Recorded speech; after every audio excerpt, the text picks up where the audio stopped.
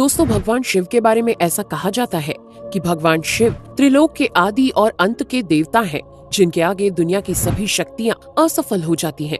लेकिन क्या आपको मालूम है आखिर भगवान शिव का जन्म कैसे हुआ था?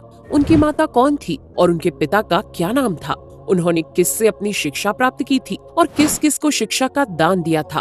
अगर नहीं तो चलिए, क्योंकि इस वीडियो के माध्यम से हम आपके इन्हीं सभी सवालों का जवाब देने वाले हैं, इसलिए प्लीज इसे स्किप किए बिना एंड तक जरूर देखना। दोस्तों, आज सबसे पहले भगवान शिव के जन्म से जुड़ी पहली कहानी यानी शिव पुराण की एक लोकप्रिय कथा के बारे में बताने वाले हैं। शिव पुराण के अनुसार भगवान शिव को स्वयंभू माना जाता है, जिसका मतलब होता है कि भगवान शिव का जन्म स्वयं ही हुआ था। यानी कि इससे एक बात तो साफ हो जाती है कि ना ही भगवान शिव की कोई माता है और ना ही उनके कोई पिता हैं। इसी कारण से भगवान शिव पंच तत्वों से भी परे हैं, जिस कारण से इन्हें मृत्यु का भी कोई भय नहीं है और इनकी मृत्यु कभी नहीं हो सकती। पर अब बात करते हैं विष्णु पुराण में बताई गई भगवान शिव के जन्म से जुड़ी हुई एक और कहानी के बारे में। विष्णु पुराण में बताया गया है कि भगवान विष्णु के माथे से निकलने वाले तेज के कारण भगवान शिव की उत्पत्ति हुई थी और उनके नाभि से निकलते हुए तेज से कमल पर विराजमान ब्रह्मा जी का जन्म हुआ था। मगर दूसरी ओर भगवान विष्णु के जन्म के बारे में शिव पुराण में बताया गया है कि एक बार की बात है जब भगवान शिव अपने घुटने मल रहे थे और उनके घुटनों से निकलने वाले मैल से भगवान श्री विष्णु जी का जन्म हुआ था। पर अगर ऐसा हुआ है तो विष्णु पुराण और शिव पुराण एक दूसरे से बिल्कुल अलग हैं। इस कथा के अलावा भगवान शिव के जन्म की एक और पौराणिक कथा काफी ज्यादा पॉपुलर है, जिसे शायद आपने बड़े बुजुर्गों से सुना होगा।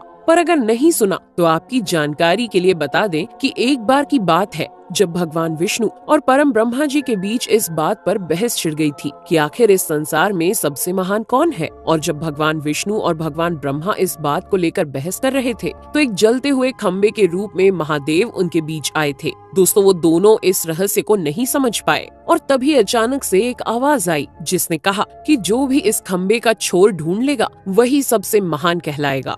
ऐसा सुनते ही ब्रह्मा जी ने एक पक्षी का रूप लिया और खंबे का ऊपरी हिस्सा ढूंढने निकल गए। वहीं विष्णु जी ने वराह का रूप धारण किया और खंबे का अंत ढूंढने निकल गए।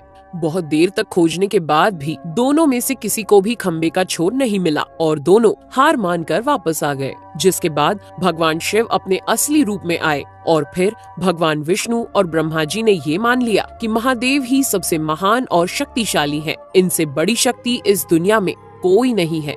इसके साथ ही शिव पुराण में बताया गया खंबा इस बात को दर्शाता है कि ना ही भगवान शिव जन्मे थे और ना ही उनका कोई अंत है। और एक कारण तो यही है कि भगवान शिव को स्वयंभू कहा जाता है, यानी भगवान शिव का अंत है ही नहीं, वे अमर हैं। अब हम बात करते हैं भगवान शिव से जुड़े एक ऐसे विषय के बारे में जो सबसे ज्यादा प्रसिद्ध है कि क्या भगवान ब्रह्मा भगवान शिव के पिता हैं? जी हाँ, इनकी ये कहानी लोगों के बीच काफी प्रसिद्ध है। तो आपको बता दें कि आखिर किस प्रकार भगवान शिव ने ब्रह्मा पुत्र के रूप में जन्म लिया था। इसके पीछे विष्णु पुराण की एक पौराणिक कथा है, जिसके अनुसार जब धरती, आकाश, पाताल या कहें पूरा यूनिवर्स जलमग्न यानी पानी में डूबा हुआ था, तब भगवान विष्णु के अलावा कोई भी देव या प्राणी इस संसार में नहीं था। तब केवल विष्णु ही जल सतह पर अपने शेष नाग पर लेटे हुए नजर आ रहे थे। जिसके बाद उनकी नाभि से कमल की डंडी पर ब्रह्मा जी प्रकट हुए और जब भगवान ब्रह्मा और भगवान विष्णु इस यूनिवर्स से संबंधित बातें कर रहे थे तब भगवान शिव प्रकट हुए, जिसके बाद ब्रह्मा ने उन्हें पहचानने से इनकार कर दिया। इस कारण से भगवान शिव रूठ गए और उनके रूठ जाने के कारण भगवान विष्णु ने उन्हें दिव्य दृष्टि प्रदान कर ब्रह्मा जी को भगवान शिव की याद दिलाई। जिसके बाद भगवान ब्रह्मा को अपनी गलती का एहसास हुआ और शिव से क्षमा मांगते हुए उन्होंने उनसे अपने पुत्र रूप में पैदा होने का आशीर्वाद मांगा। जिस कारण से भगवान शिव ने भगवान ब्रह्मा की प्रार्थना को स्वीकार करते हुए उन्हें ये आशीर्वाद दे दिया। लेकिन इसके बाद जब भगवान ब्रह्मा ने इस सृष्टि की रचना शुरू की तो उन्हें एक बच्चे की जरूरत पड़ी और तब उन्हें भगवान शिव का आशीर्वाद ध्यान आया, जिसके लिए भगवान ब्रह्मा ने तपस्या की और बालक के रूप में भगवान शिव उनकी गोद में रोते हुए प्रकट हुए। आपको बता दें कि ये भगवान शिव का एकमात्र बाल रूप है।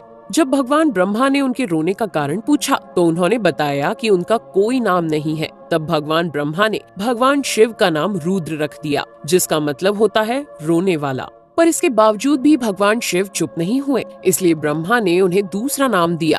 पर शिव को वो नाम भी पसंद नहीं आया और फिर भी वे चुप नहीं हुए। इस तरह शिव को चुप कराने के लिए भगवान ब्रह्मा ने भगवान शिव को 108 नाम दिए थे, जो रुद्र, शर्व, भाव, उग्र, भीम, पशुपति, ईशान और महादेव जैसे नाम थे। और शिव पुराण के अनुसार उनके ये नाम पृथ्वी पर लिखे गए थे।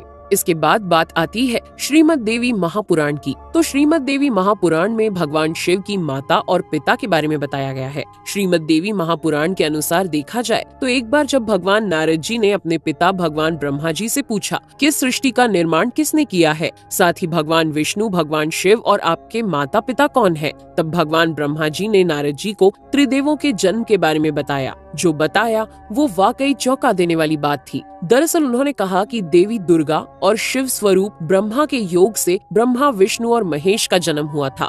यानी प्रकृति का रूप लिए माँ दुर्गा ही हम तीनों की माता है और ब्रह्मा यानी काल सदाशिव हमारे पिता है। इसके साथ ही श्रीमद् देवी महापुराण में भी भगवान विष्णु और भगवान ब्रह्मा के बीच हुए झगड़े की एक कहानी मिलती है, जिसके अनुसार एक बार श्री ब्रह्मा जी और विष्णु जी में झगड़ा हुआ और दोनों में बहस छिड़ी हुई थी। तब भगवान ब्रह्मा ने कहा कि सृष्टि को मैंने बनाया है और मैं ही प्रजापिता हूँ, जिसके जवाब में भगवान विष्णु जी ने कहा कि मैं आपका पिता हूँ, क्योंकि आप मेरी नाभि से निकले हुए कमल से पैदा हुए हैं। और धीरे धीरे कर ये बहस बढ़ती गई। दोस्तों, इसके बाद इन दोनों का झगड़ा सुनकर सदाशिव वहाँ पहुँचे और उन्होंने कहा कि पुत्रों, मैंने ही तुमको इस संसार को बनाने और इसे संभालने के केवल 2 काम दिए हैं। इसी प्रकार मैंने शंकर और रुद्र को संहार और तिरोगति के कार्य दिए हैं। इसके साथ ही उन्होंने कहा कि मेरे 5 मुख हैं। एक मुख से अकार, दूसरे मुख से उकार, तीसरे मुख से मुकार, चौथे मुख से बिंदु और 5वें मुख से नाद यानी कि शब्द प्रकट हुए हैं। उन्हीं 5 को एक साथ मिलाकर देखा जाए तो एक अक्षर ओम बनता है, जिसे आज हम सभी भगवान शिव के मूल मंत्र के रूप से जानते हैं। इतना कहने के बाद भगवान ब्रह्मा और विष्णु दोनों ही समझ गए कि भगवान शिव से ज्यादा शक्तिशाली इस दुनिया में कुछ भी नहीं है और दोनों ने भगवान शिव को प्रणाम किया और चले गए। चलिए दोस्तों, अब जब आप भगवान शिव के बारे में इतना तो जान ही चुके हैं, तो क्या आपको पता है कि आखिर भगवान शिव ने किससे शिक्षा प्राप्त की थी और उनके गुरु कौन थे? हम जानते हैं शायद ही इसका जवाब आप में से किसी को पता होगा, पर जिन्हें नहीं पता उन्हें बता दें कि भगवान शिव स्वयं इस संसार के गुरु माने जाते हैं, जिन्होंने इस संसार में गुरु शिष्य की परंपरा की शुरुआत की थी। लेकिन अगर सवाल आता है कि आखिर भगवान शिव किसके गुरु थे, तो आपको जरूर जान लेना चाहिए कि हिंदू धर्म के ग्रंथ कहते हैं कि ब्रह्मा जी और शिव जी इस संसार के सबसे पहले गुरु हैं, जिन्होंने गुरु शिष्य के इस रिश्ते की शुरुआत की थी। जहां भगवान ब्रह्मा ने अपने मानस पुत्रों को शिक्षा प्रदान की थी, वहीं भगवान शिव ने अपना ज्ञान केवल अपने 60 शिष्यों को दिया था। यानी भगवान शिव 60 शिष्यों के गुरु थे और वे जिन शिष्यों के गुरु थे उन्हें आज के समय में सप्त ऋषियों का दर्जा दिया गया है। तो दोस्तों, ये थे भगवान शिव के जन्म से जुड़े हुए कुछ फैक्ट्स, जो आपको कैसे लगे हमें कमेंट करके जरूर बताइए। साथ ही अगर आपको वीडियो पसंद आया हो तो इसे लाइक और चैनल को सब्सक्राइब करना बिल्कुल ना भूलें। धन्यवाद।